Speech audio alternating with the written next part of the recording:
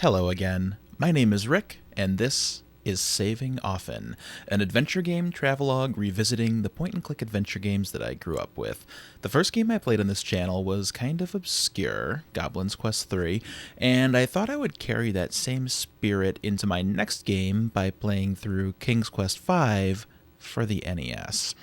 I never owned King's Quest V on the NES, but I can remember looking through a Sierra catalog when I was little and seeing it advertised. I was honestly kind of dumbfounded. I couldn't believe they made my dad's King's Quest for my Nintendo. Years later, when emulation became a thing, I tried it out and just kind of laughed it off as a bad port. But recently, I played through King's Quest V again with a bunch of friends, and it got me thinking again about the NES version. It supposedly has some differences that actually make it more forgiving, and I think it might even have some alternate puzzle solutions, but I'm not sure about that. It's also, a point-and-click PC adventure game that has been painstakingly transcribed to an NES controller and a TV. I was trying to decide what I wanted to play for this channel after Goblin's Quest III, and it kinda sounded like a fun idea. So here we are, with the second episode of Saving Often, King's Quest V. I'm familiar with the PC version, so it should be fairly smooth, but this is my first time actually playing through the NES version. I am playing an actual physical copy of the game on a real NES and capturing it using a GV USB 2 capture card. This would be a much cleaner video if I just emulated it or something, but I thought it was important to play it as it was intended, on the original hardware with a CRT in front of me and this boxy-ass controller in my hands. So anyway, let's go ahead and get this thing going. Have you previously played King's Quest V? Well, yes. But for the sake of argument, let's say I haven't.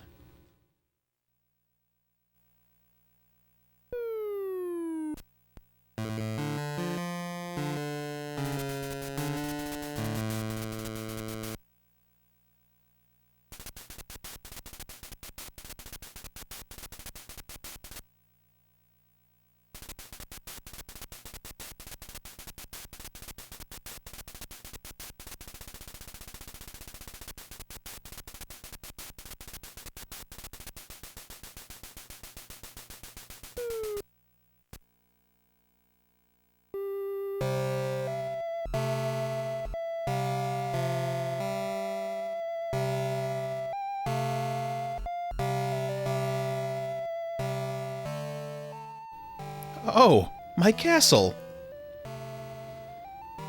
Here we go. Woo, I can tell you what happened.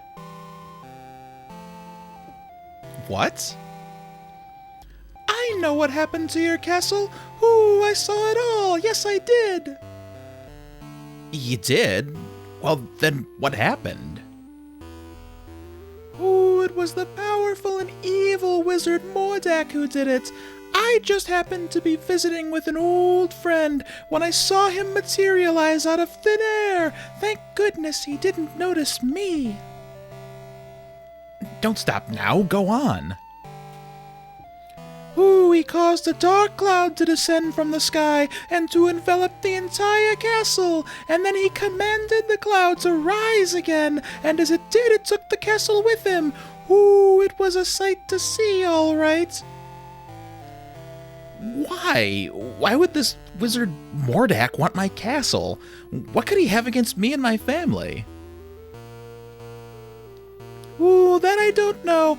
I only know that it was Mordak who took your castle and your family. Perhaps I can help you. My employer also happens to be a wizard, which is why I recognized Mordak. Unlike Mordak, though, my employer is a very good wizard who... His name is Crispinifer, but we all call him Crispin for short. The only problem is, you see... The only problem is that Crispin is getting on in years, and tends to be a bit forgetful. I don't know, this doesn't sound as if it would work. Oh, sure it will. Crispin is a very qualified wizard, one of the best. He just gets a little forgetful now and again, that's all.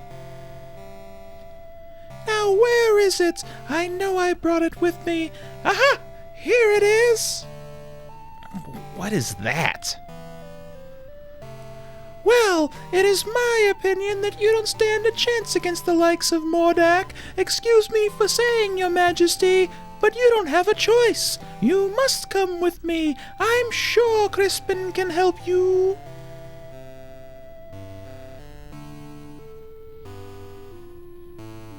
What is that stuff?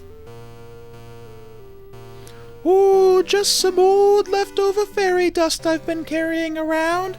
It'll help you to fly. You can follow me to the land of Serenia, where Crispin and I live. It's much too far to walk, you know. I think the fairy dust is still good.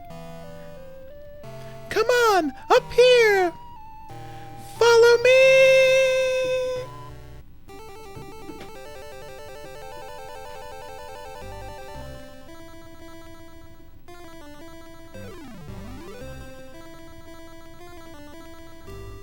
I apologize. I think that it's impossible to play King's Quest V and read Cedric's lines without using a Cedric voice. I'll try to keep the voices to a minimum, though, I promise.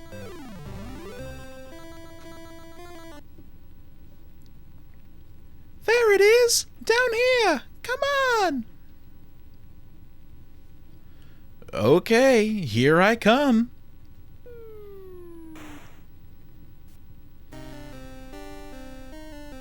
Cedric, where have you been? I've been calling for you. A bit clumsy, are you? Well, come on in the house and dry off. No sense sitting around like a wet dog. Cedric, go on in the house and pour each of us a nice hot cup of tea. Aye, aye, Crispin.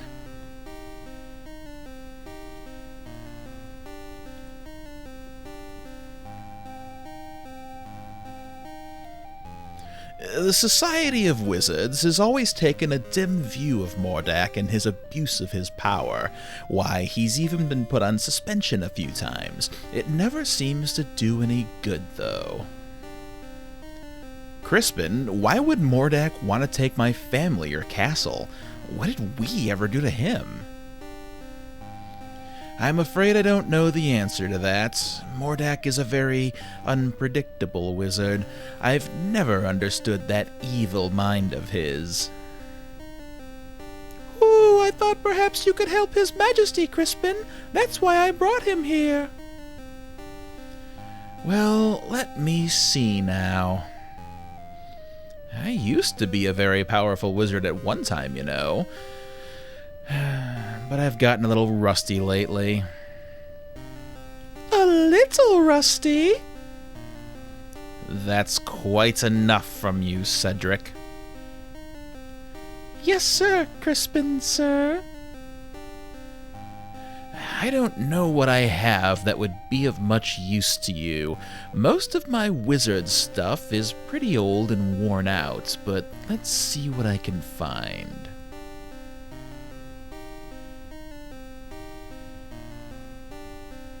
No, that won't do. That's all used up. Aha! It might work. Come here, my son. Eat it up. What is that? That's an old piece of magical white snake I had left over from last year. With it, you'll be able to communicate with the natural and animal world. You could find that quite helpful. Here's my old wand.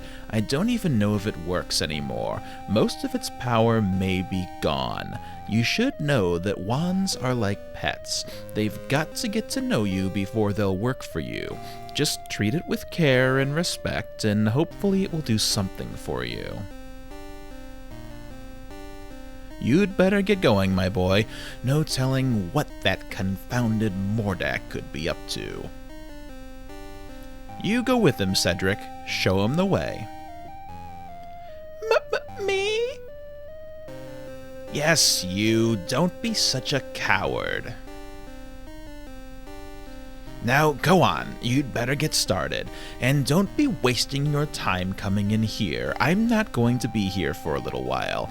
There's an emergency I have to attend to in a neighboring land. I'll try to keep an eye out for you, but this is something you and Cedric are going to have to do yourselves. I wish you the best, King Graham. Thank you, sir. I appreciate all you've done for me. Ooh, I suggest we visit the town first. How about it, Your Majesty? Please don't call me Your Majesty, Cedric. It's much too formal. I'd like it if you'd just call me Graham. I'd be delighted to, Graham. Anyway, what was I talking about? Ooh, yes, the town. You might be able to find some supplies there. It's just a little hill to the south, not too far. And away we go with King's Quest V. So this, as I said, is literally just about a 1-1 port of the PC game. This isn't an NES interpretation or a console-ified version of King's Quest. This is literally a point-and-click PC adventure game using an NES controller. I can walk Graham around with the D-pad, and if I press the select button, I bring up the good old Sierra icon bar.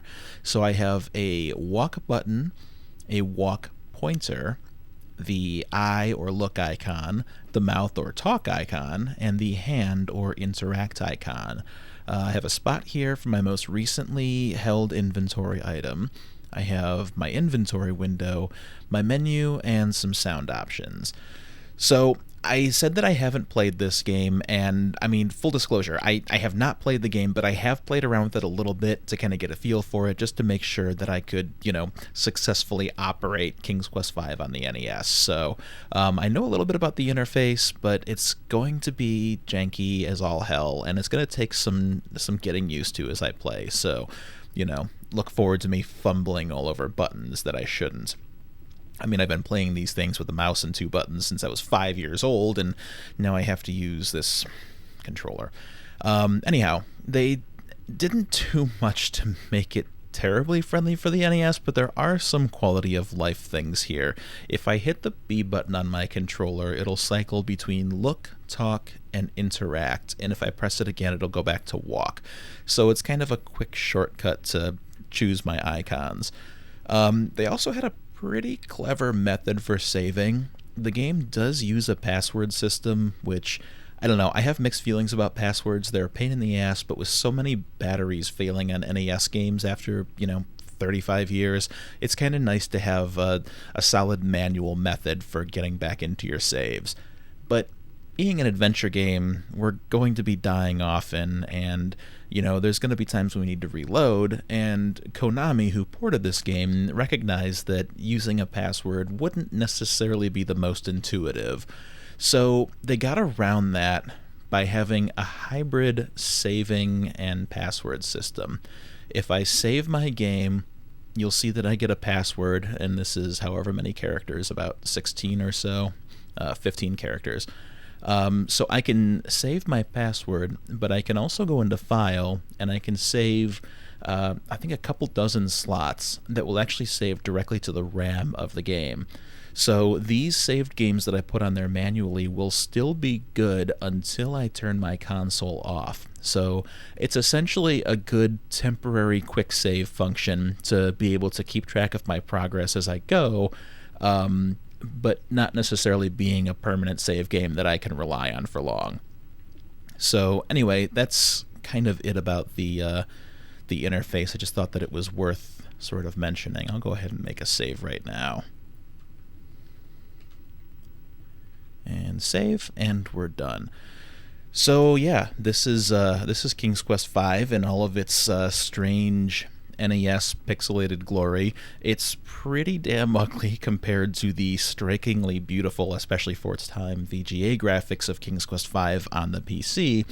But I found that looking at this game on my TV and actually seeing my recording, even though the recording isn't the highest quality, I'm not using RGB or emulation here, but I think that the CRT actually helps helps to blend the ugly pixels and actually makes it look a hell of a lot better, in my opinion. I tried messing around with this on an emulator, and I was just struck by how ugly it was. I mean, it's not the prettiest game here on the NES, but, you know, it's not too bad.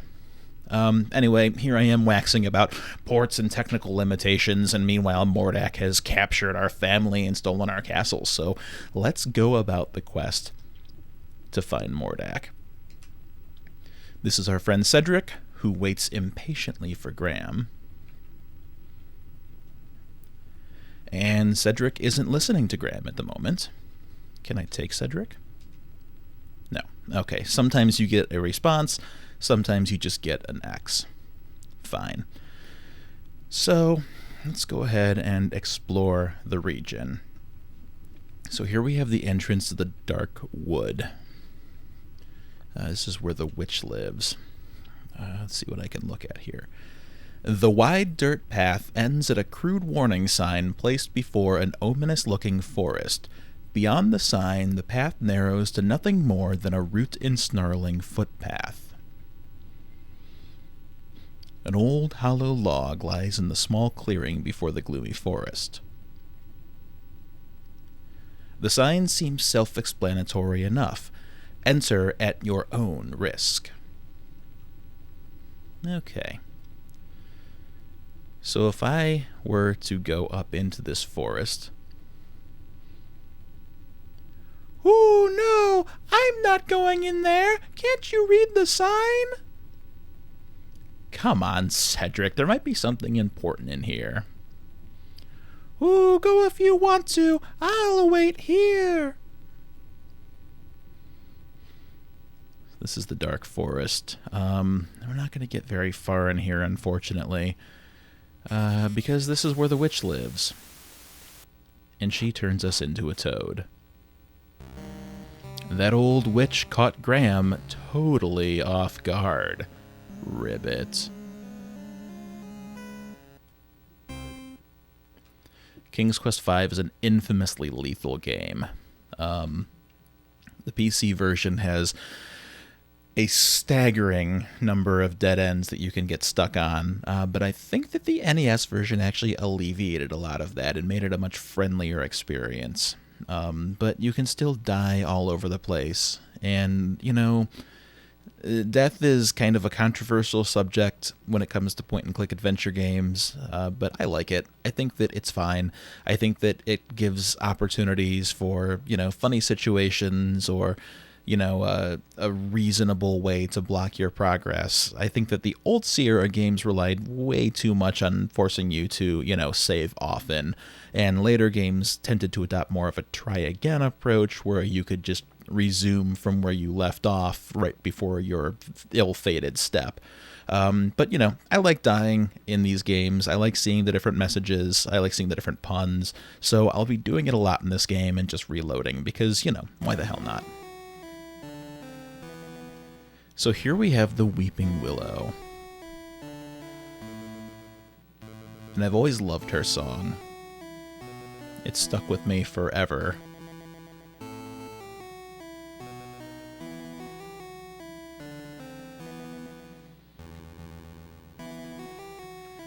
A graceful weeping willow tree grows beside a small pond created from her tears.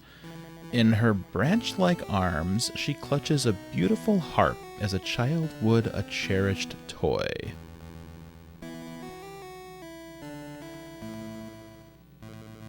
Let's talk to her. Miss Willow? Yes. You can talk? Why, of course I can. What did you expect? Well, I've never seen a talking tree before. What's wrong? Everything's wrong, can't you tell? I'm not really a tree, I'm really a princess. You see, my fiancé and I were walking through these woods when a nasty old witch came along and was instantly charmed by my handsome prince. When he naturally refused her advances, she jealously banished him to a faraway land and then turned me into a tree. Then she stole my heart. Stole your heart? Yes, she turned my heart to gold and took it away with her. The only way I can become human again is to have my heart put back in this hole here. Now, all I have to cheer me up is my harp. It's quite magical, you know. It plays the sweetest music you've ever heard. Now, please, leave me alone in my sorrow.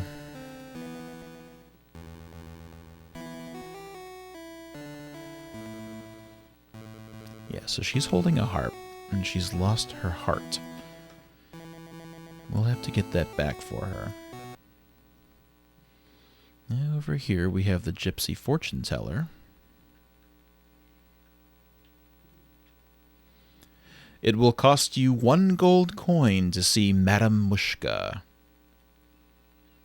And unfortunately, I don't have a gold coin. So if I head further west. Ooh, there's nothing but a hot, dry desert further west. Most people avoid it, if they're smart. If you insist on going there, I'll wait for you here. So yeah, the endless desert is to the west of the countryside area. You made it! I was really worried about you. Yeah, whatever. You were right, Cedric. That desert is a place to avoid. But I made it. I'm fine. I mean, we took 10 steps. Whatever.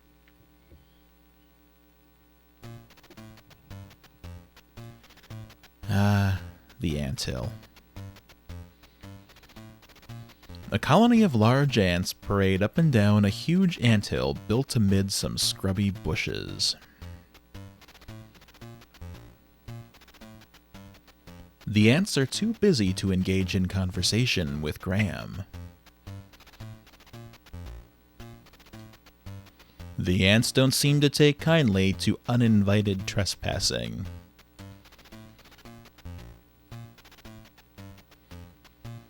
Ooh, watch out for those ants, Graham! First disappointing change from the PC version.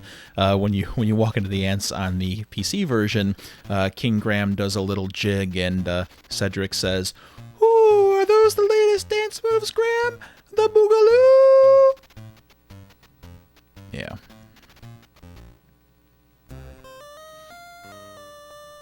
Over here we have a gnome and his child. An old grandfather gnome sits contentedly in his rocking chair. He watches his grandson at play. In front of his house, a young gnome happily plays with an exquisite marionette.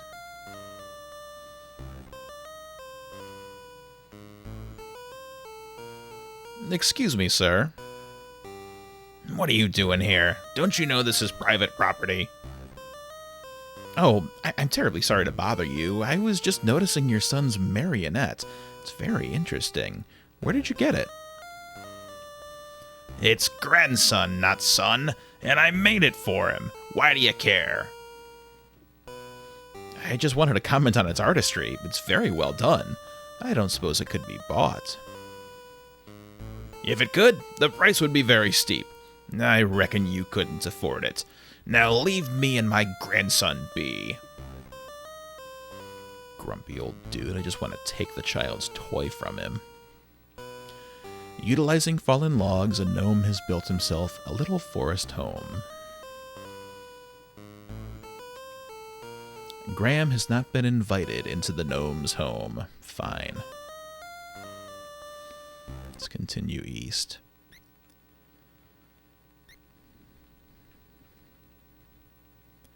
Graham feels the eyes of many creatures upon him as he follows a meandering path through the thick wood.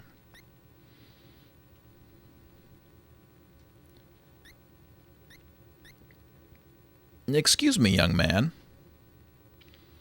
Sorry to bother you, but I couldn't help but notice you sitting there on that log. I was wondering if there was anything wrong. Oh, why, yes. As a matter of fact, there is. I've been searching everywhere for my fiancée. She's a beautiful princess with long golden tresses and fetching blue eyes and smooth, creamy skin. Have you seen her anywhere about? No, sorry, I haven't seen anyone like that. That's what I figured. No one has seen her. I think that old witch who lives in the dark forest had something to do with her disappearance.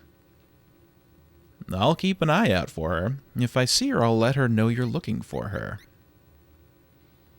I would appreciate that. Well, I guess I had better get back to looking for her. I'm not ever going to find her just sitting around here. Thanks for your concern.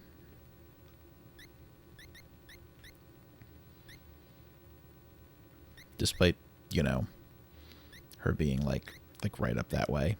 There's a princess that was turned into a tree by a witch, and she's up there, but, here's her prince, but we can't make that, whatever. Seems pretty obvious to me. Let's continue over here, and watch out! A poisonous snake! A poisonous snake. Let's save our game. Let's save our game and meet the snake. Okay. Watch out for those critters, Graham.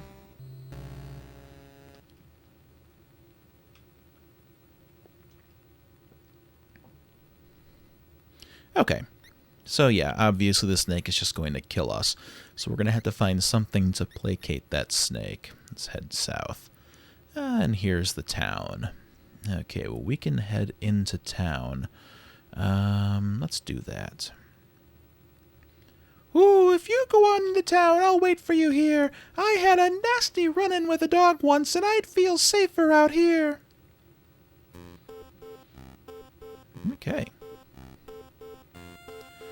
Lots to do and see here. Blocking an alleyway, a frustrated man fixes a broken wheel on his wagon. Graham notices an old wooden barrel outside the toy shop. Nearly hidden at the beginning of the street sits a small shoe shop. A prosperous-looking tailor shop occupies the town's main corner. A cute toy shop fronts the town's cobblestone street.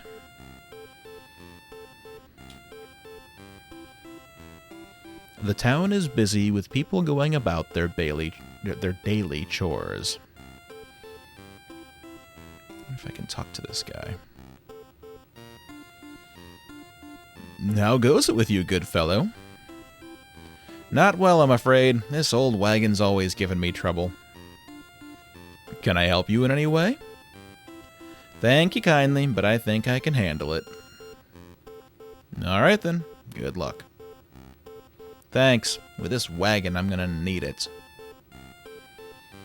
Got an awful lot of dialogue for somebody who didn't even get a portrait. Let's check this barrel and find that inside, Graham notices an old fish. So of course we'll take the fish. Alright, let's make our way through these shops. First, the toy shop. Come on in, look around. Let me know if you're interested in anything. Let's take a look. A child's wonderland of toys fills this cute little toy shop. A pretty little girl, who must be the toy maker's granddaughter, plays with a doll while grandfather looks on. The plump old toy maker, who seems a jolly sort, carefully mends a toy while sitting comfortably behind the counter. Let's talk with him. This is a fine little toy shop you have here. You must be very proud. Thank you, son. I've worked very hard at it over the years, but you need to really love it, and I do. Are most of these toys your creations? Yes, most of them, but not all. Some my son made, some I bought, and some I traded for. You're very talented. Thank you. Well, let me know if I can help you.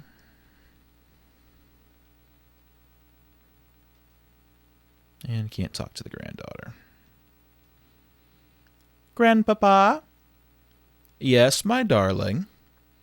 Can I keep this doll? I really like her. Now, Katrina, you know these toys are for sale for other children. Besides, you've got plenty of dolls. You can play with her, but just be careful. All right, Grandpapa, I'll take care of her. How sweet. All right, let's check out the Tailor Shop. Oh, but before we do, looks like Wagon Boy dropped a coin. Bending down, Graham quickly retrieves the silver coin from the street. He quickly retrieves it, as if King Graham is hurrying up to steal this coin that somebody dropped before they realize it's gone. May I help you, sir? Okay, the Tailor Shop. I don't like this at all. Unfortunately, we can't see the angry patron in his underwear who keeps on refusing all of the clothes. You expect me to wear this? Guy's a jerk. Let's take a look around. The tailor, an aristocratic-looking man, attends solicitously to Graham as he looks at the wares in the tailor shop. The busy tailor shop bustles with activity as Graham looks around with interest at all the tailor's wares. An employee of the tailor's, a friendly, good-looking young man, caters helplessly to a disagreeable customer in the back dressing room. At the back of the shop, Graham notices a dressing room in which a finicky customer tries on and rudely rejects many items of fine clothing. And most importantly, in the corner of the shop, draped casually over a tailor's form, Graham sees a thick fur-lined cloak.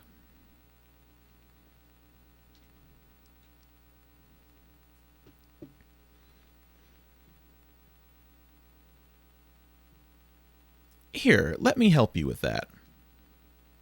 Oh, that cloak fits you perfectly. It just looks wonderful on you. Let me tell you, it will certainly keep you toasty warm during the coming winter. Let me know if you wish to buy it.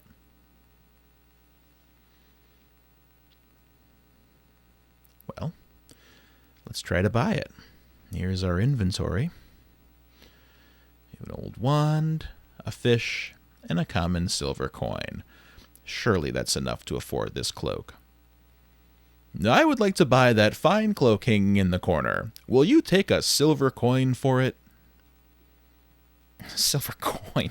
You must be joking. That beautiful cloak is worth much more than that. Okay, so we're going to have to come back for that. Let's check out the shoe shop.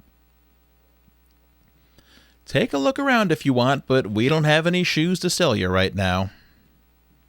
We sold our last finished pair yesterday.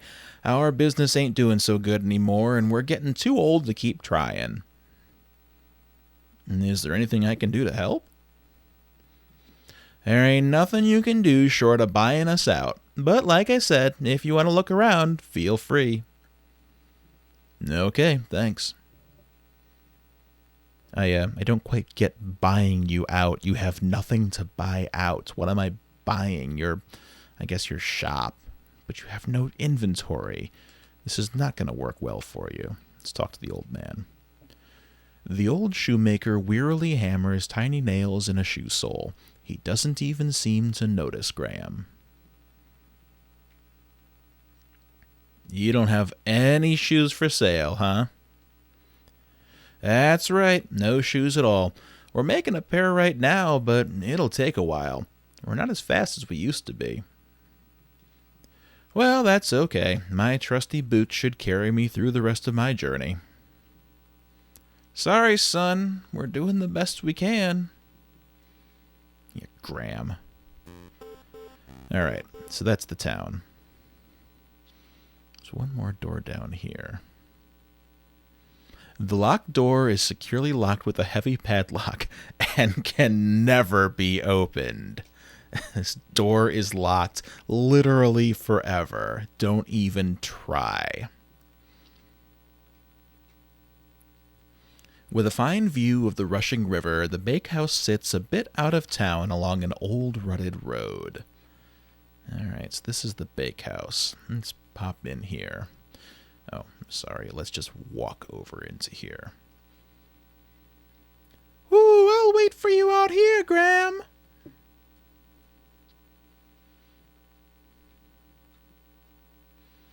the Baker brothers seem to have a pet, a large mangy cat. Can I pet the cat? The cat doesn't look too friendly. Fine. The wonderful smells of the bakehouse set Graham's stomach to rumbling and his mouth to watering.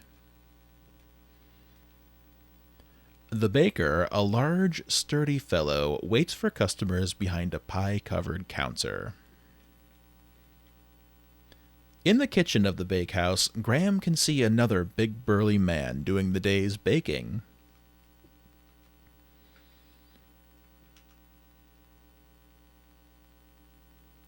Everything looks so delicious. It's hard to decide what to buy. Everybody has that problem, but what a problem to have. Norm Peterson. Those custard pies look awfully good. Yes, they are made from a recipe handed down from our dear Mama and her Mama before her. Still hard to decide, though. Well, take your time. There's no hurry. All right, let's trade our silver coin for a pie. Oh, sir, I would like to buy a pie. The pies cost 1 silver coin each. I've got it right here. Here you go. I hope you enjoy your custard pie. Oh, I'm sure I will. And now we have a pie. Here we have the North Inn. Just off a rutted dirt road, a country inn overlooks the picturesque rushing river. A large haystack dominates the area in front of the barn. An old, uninteresting barn is located behind the country inn.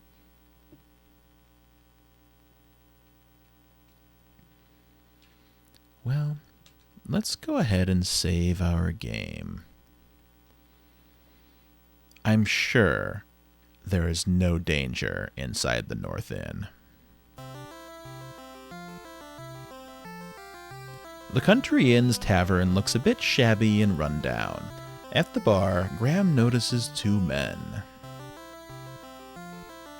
Huddled over the bar, Graham notices 2 rough-looking men deep in a serious conversation.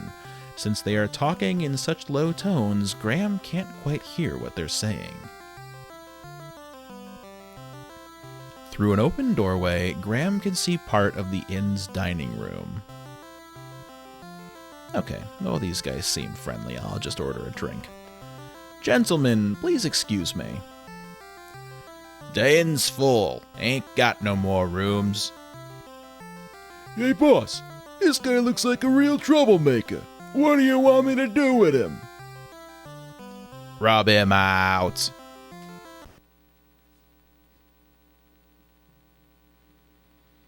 Struggle as he might, Graham cannot escape his bonds. Don't worry, Graham. The innkeeper will soon put you out of your misery.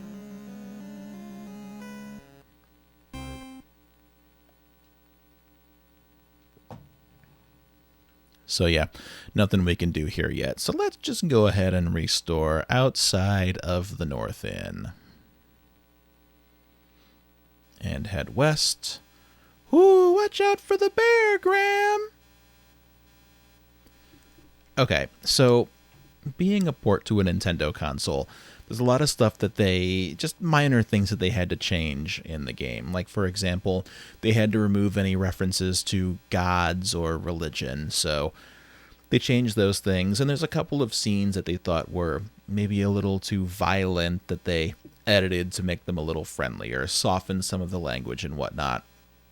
But this bear is a very funny example of something that they actually made more violent than the PC version. So if you're playing the PC version and you approach this bear, he turns around and swats you and you die, and save, restore, or quit.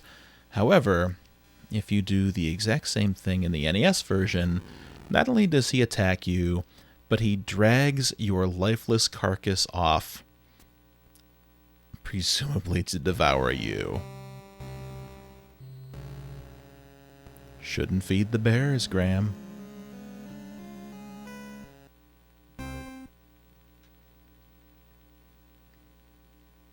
Something I thought was kind of amusing. All right, let's try this again.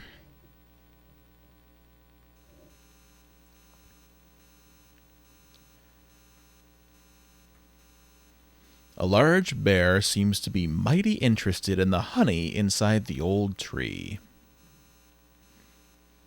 And the swarm of bees buzz around a hole in a rotted old tree. And on the ground we have a stick.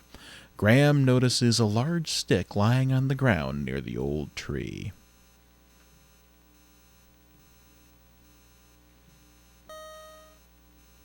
Okay, we now have the stick. So this bear could use a distraction. How about a smelly old fish?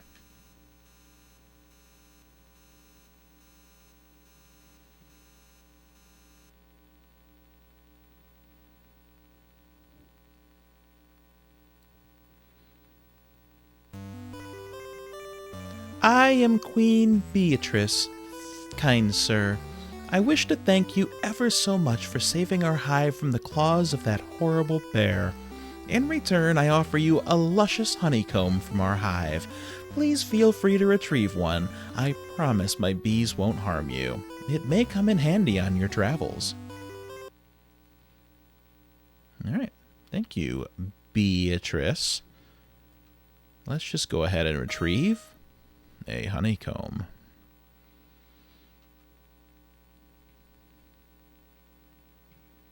Honey drips at the edges of the honeycomb chunk. We also have an average stick of wood, a delicious-looking custard pie, and an old one that doesn't seem to have any vitality left in it. Let's head up and see here that a dog is attacking our friends the ants. A mangy old dog digs playfully at the huge anthill, while the poor ants scurry frantically around. The dog doesn't pay any attention to Graham. The dog doesn't seem to be a friendly sort at all. Well, learning from the bear, let's distract the dog with the stick. Here, boy.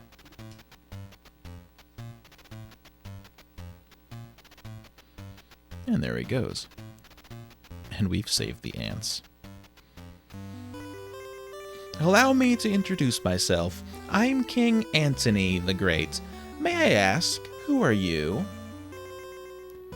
Why, certainly. I'm King Graham of Daventry, and this is my friend Cedric.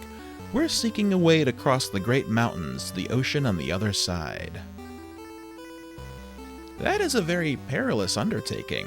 I wish you would reconsider, but if you shall not, in return for rescuing our home from that flea-bitten cur, I wish to offer you our help if perchance you may ever need it.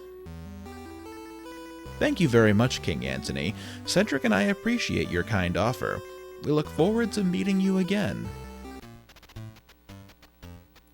I love King Antony and his ants. So let's go ahead and take him up on that offer.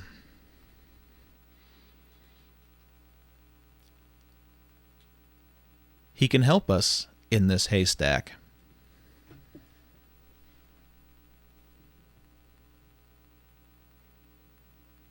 Graham watches with surprise as a contingent of ants marches into the haystack and begins to swarm through it.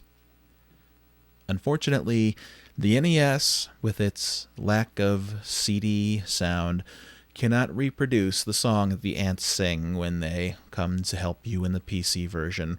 However, as your gracious host, I would love nothing more than to reproduce this song for you right now. It goes a little something like this. We're the ants of King Antony. We're coming to help King Graham. There you go. You're very welcome.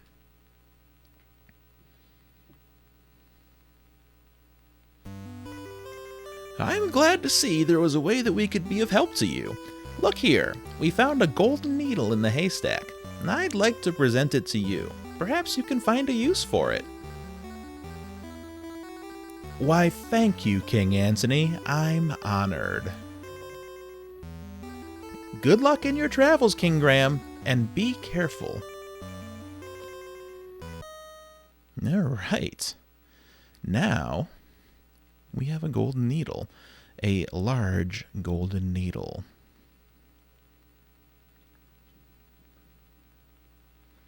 Well, nothing to do with that just yet. So let's see. We have not yet gone out into the desert. We need to get the cloak from the Tailor Shop. We haven't done anything with the toy maker. We need to help the shoemakers. There is a princess who has been turned into a tree, and also a man who's looking for the missing princess. Those two couldn't possibly be related. We also need a gold coin for the fortune teller. So we've been just about everywhere that there is to go for now. So it is off to the endless desert. This desert typically needs to be mapped out. I think it's like a 7x7 grid, pockmarked with a couple of points of interest here and there. I have a vague idea of where everything is, so let's just wander out there and see what we can find. Once again, Cedric tells us that there's a hot, dry desert further west. Most people avoid it. We are heroes. We shall not. Before we get any further into this desert, it is vital that we save our game. This desert can be lethal because you need to find oases as you go, because Graham gets thirsty and he can just flat out die if you take too long to drink. There's other ways he can die too, such as coming down too far south here on the outskirts and just getting flat out killed by a scorpion.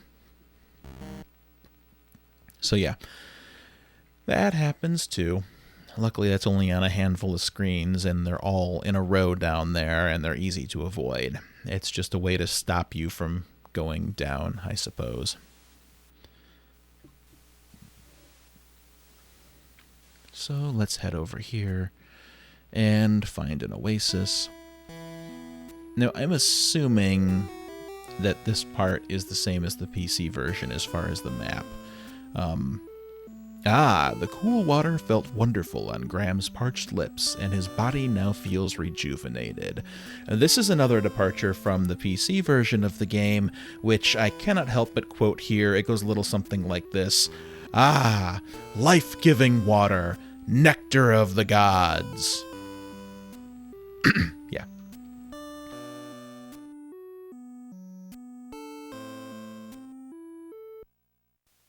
Okay, let's keep on wandering off to our left here. Let's try going down. Maybe try going here. There it is.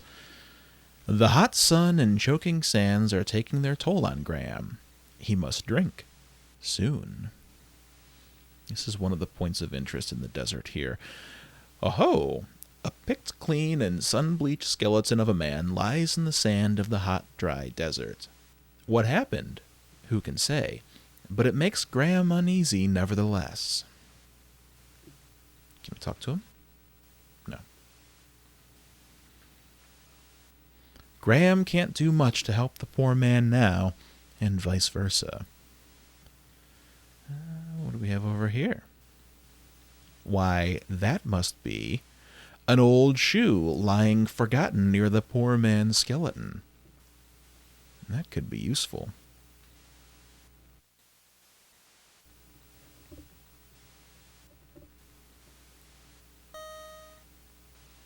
Okay, let's head up How far were we from the Oasis? There it is. Okay.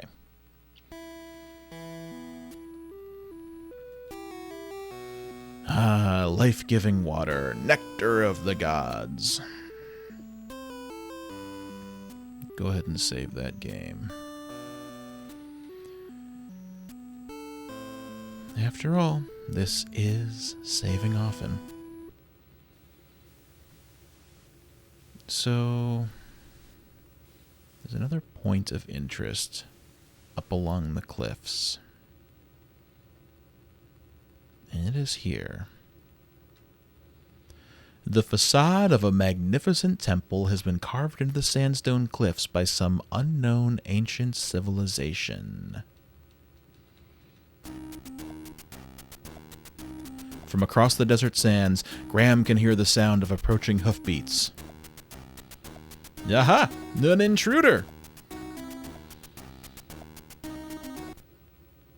And we're dead. Yep. Watch out for bad guys, Graham. That is why we save often, especially in King's Quest V.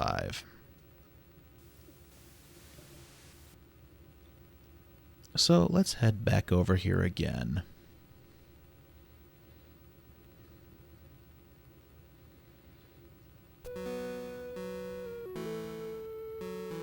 Looming before him, the huge temple door beckons tantalizingly to Graham.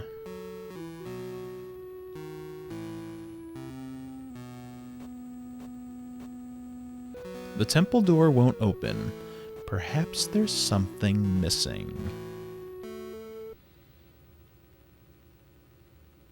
Well, we should hide here and see what's missing. From across the desert sands, Graham can hear the sound of approaching hoofbeats.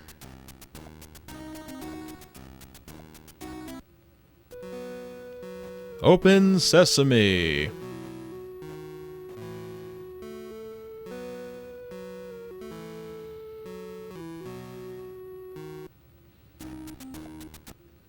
Okay, so that is how to get into the temple.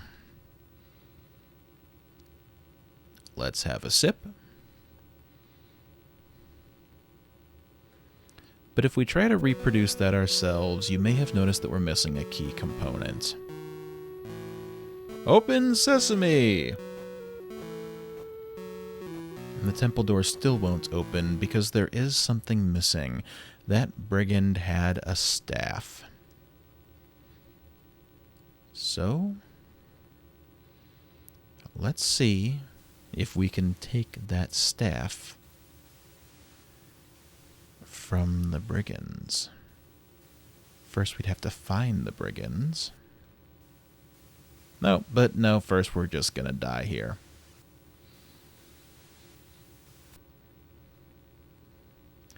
Too late, Graham collapses in the hot desert sun.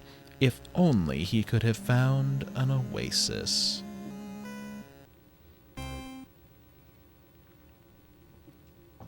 So yeah, you can only traverse like 5 or 6 screens. So, pity I did not save my game. We're just gonna have to go and watch that cutscene one more time. Hide behind this rock.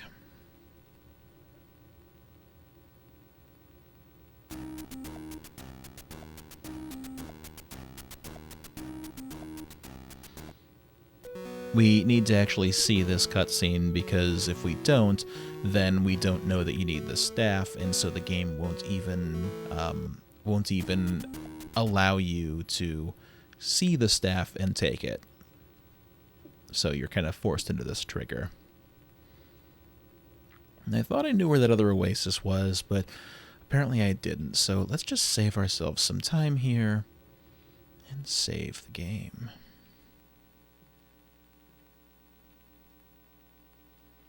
Okay, let's try going one screen west and then going south. I know there's an oasis here somewhere. There it is. Okay. Life-giving water, nectar of the gods.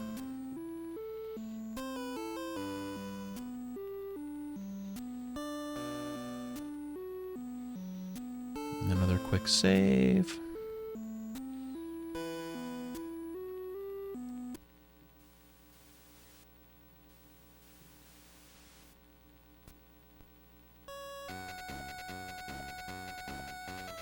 And here we are, at the Bandit Camp. Yes, again, this camp would be empty right now if we hadn't already seen the gentleman and his staff. With disgust, Graham looks at a bandit lying face down in the desert sand. I don't understand the disgust. Why would he be disgusted by that? Let's check this pot and drink some cool water. And, oops, pause. Let's go ahead and save again. Yes, I save very much in times like this because there's a variety of things that can kill you out here. For example, trying to enter this tent. An intruder! Dead. Dead. Wasn't a very smart move. I think in the PC version they call you a spy. I don't know why that was changed, but they decided to change it to intruder for the NES version. So let's try this tent instead. Snoring loudly upon a beautiful carpet, Graham spies a sleeping bandit. Assorted odds and ends clutter the inside of this small tent, while upon a lovely carpet sleeps another despicable renegade. Despicable. Alright, over here. A long staff at the back of the tent catches Graham's interest. And why shouldn't it? That is the staff that we need. Oh, took too long. I took too long, and now I'm dead. And that time he did call me a spy. Huh. Odd. Well,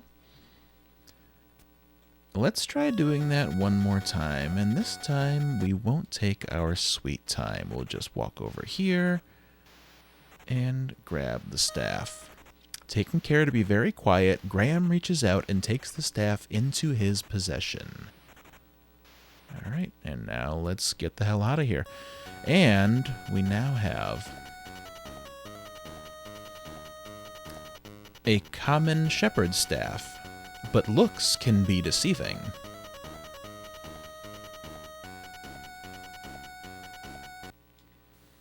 Okay. And we're back up at our Oasis.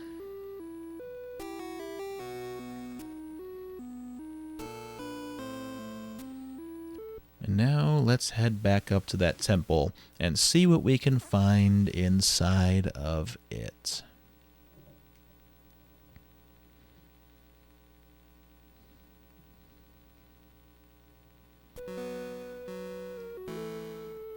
I am absolutely saving my game here.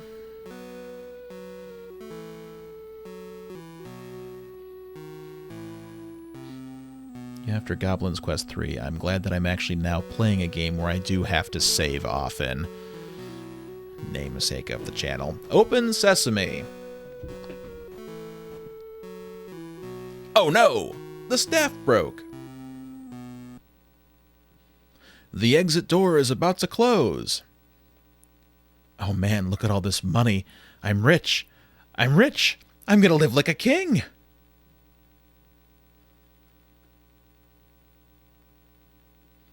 Finally, I can buy a new castle and a new family.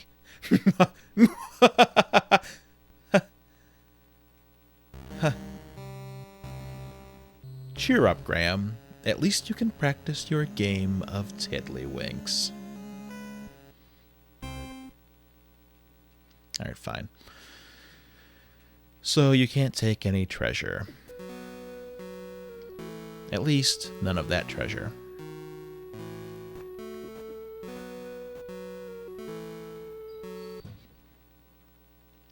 But there are two things that you can grab. this lamp.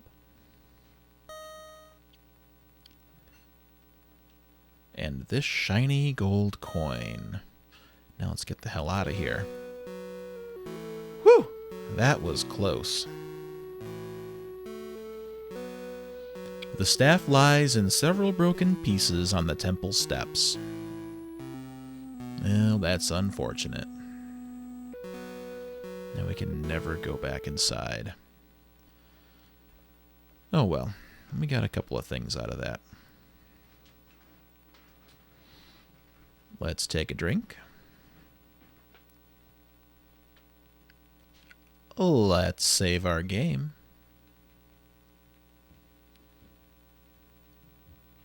And let's take a look at what we acquired. This is but a common brass bottle. It is a shiny gold coin. Let's see what's in this bottle. Ah, freedom at last. Now you spend the next 500 years in that bottle.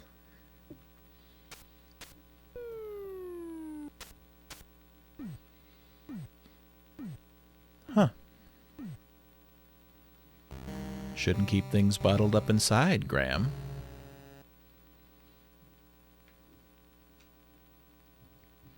Yeah. So, that's what's in the brass bottle. An evil gin. Well, that might be useful. Let us head back to the countryside.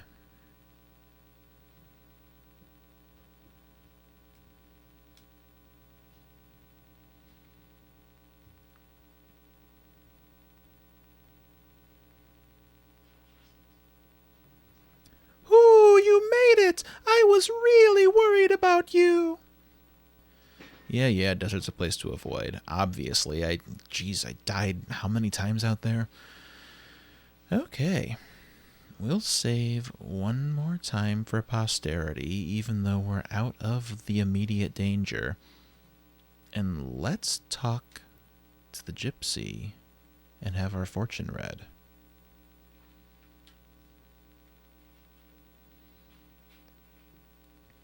You may see Madame Mushka now. So, you are here to see Madame Mushka, no? Well, come closer. Sit down. I will tell you your fortune.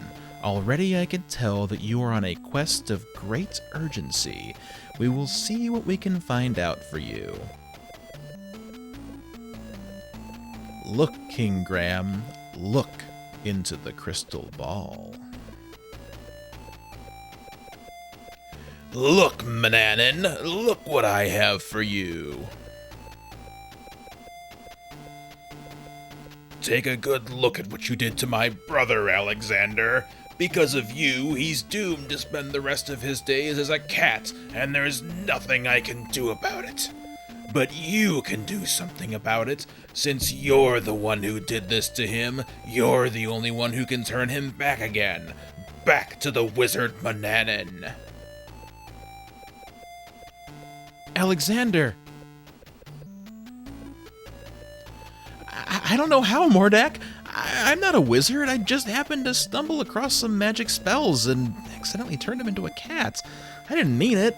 Please believe me, Mordak. I don't know how to turn him back into a wizard. You're holding out on me, little man. You're taking advantage of my good nature. But not for long. If I don't get a change of tune from you soon, I'll feed your family to the cat, starting with your dear mother. Remember what I said. I'll only give you a little more time to decide before your family becomes cat food. That is all. But I see that your mission is very dangerous indeed. I will give you something to help you. Here, take this. It is a magic amulet. It will help protect you against any bad magic. Good luck, King Graham. Be careful, that Mordak is a bad one. And there we go. There is Mordak's motivation for screwing with our family. If you're not aware, back in King's Quest III, the game starred Gwydion, a slave boy, and he was a slave to the wizard Manannan. And the way that you escape Manannan's clutches is by casting a magic spell on a cat cookie and I think crumbling into his porridge or something. And that turns him into a cat, and then you can escape and eventually find your way to Daventry, where you learn that you are actually the long-lost son of King Graham and Queen Valenice. So there's the setup for King's Quest V. Mordak is Manannan's brother, and he wants some good old-fashioned cold revenge for his brother being turned into a spooky black cat. And that's what we're going to have to do here. So that is going to do it for Part 1 of King's Quest V NES. I have to say, despite this game's bad reputation, I'm actually really enjoying this port. It's clear they put a lot of work into it, and it's interesting that they just translated the PC version directly to the NES. There's really nothing else like this that I can think of on the NES. I know there was a port of King's Quest I, I think, for the Master System, but I'm not sure how that plays in comparison to this or any of the details. But those are really the only console versions of point-and-click adventure games that I can think of. I mean, until much later when we would see, like, you know, The Secret of Monkey Island remastered and whatnot. But as far as original adventure games, this is kind of a rarity to have this happen. So, all things considered, yeah, it's wonky, it's weird. I would probably be enjoying this far less if it was my first time playing King's Quest V. But I mean, I would probably say the same thing about the PC version of King's Quest V. Sensibilities in games have changed so much since the heyday of you know, my parents' Sierra games, and you know, there's a whole lot to unwrap and unpack on that entire topic, and I'll leave that be for now. But yeah, in general, I'm enjoying this. I'm looking forward to seeing the rest of the game. Looking forward to getting out of Serenia, up into the mountains, and eventually to Mordak's castle. So I hope you'll stick with me throughout. I appreciate you watching. I appreciate all your support. Go ahead and subscribe if you would like, and don't subscribe if you don't want to. That's entirely up to you, but you know, I hope you'll stick around and come back for more, and I look forward to sharing the next part of King's Quest V with you next week. Anyway, thank you very much. Remember to save early and save often, and please take care of yourself, and have a fantastic afternoon.